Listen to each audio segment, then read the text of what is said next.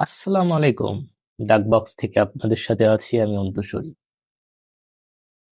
আজকে এক আপু লিখেছে এক ভাইয়াকে উদ্দেশ্য করে।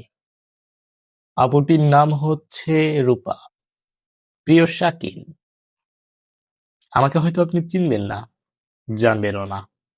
আমার কথা হয়তো আপনি বুঝবেনও না, না বোঝারই কথা। আমাদের তো কোনোদিন কথাও হয়নি, দেখাও হয়নি। শুধু ঘেঁটেছি আপনার ফেসবুক, দেখেছি নীরবে আপনাকে আড়াল হয়ে, থেকেছি আপনার চারপাশে শান্ত প্রজাপতি হয়ে। আপনি হয়তো আমাকে বুঝেনই নাই, আপনি হয়তো জানেনই নাই, টেরই পান নাই। কখন কিভাবে কতবার আপনার প্রোফাইলে গিয়েছি, আপনার প্রতিটা পোস্ট দেখেছি, বারবার আমি আপনার প্রোফাইল ভিউ করেছি।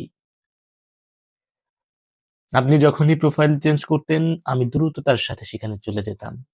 হুড়মুড় করে পড়তো আমার সব আগ্রহ। কৌতূহলবশত কখনো মেসেজ করতে গিয়েও করতে পারিনি।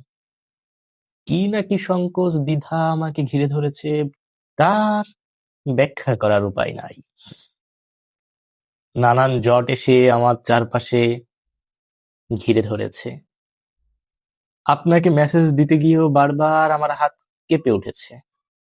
ভয়, দ্বিধা, সংকোচ, লজ্জা সবকিছু একত্রে মিশে গিয়েছে। কি করব? কিচ্ছু করার নাই। শুধু নীরবে দেখে যেতে হয়, দেখে যাই তাই। ভালো লাগে, নতুন নতুন অনুভূতি তৈরি হয় আপনার প্রতি, কিন্তু প্রকাশ করার মাধ্যম নাই। আজ ডাকবক্সের মাধ্যমে কিছুটা বলে দিতে ইচ্ছা হলো, তাই বলে দিলাম। আমি জানি আপনি আমাকে চিনবেনও না, জানবেনও না, কারণ আমি যে আপনাকে অনুসরণ করি এটাই তো আপনি জানেন না। ভালো থাকুন, সুস্থ থাকুন, দোয়া করুন।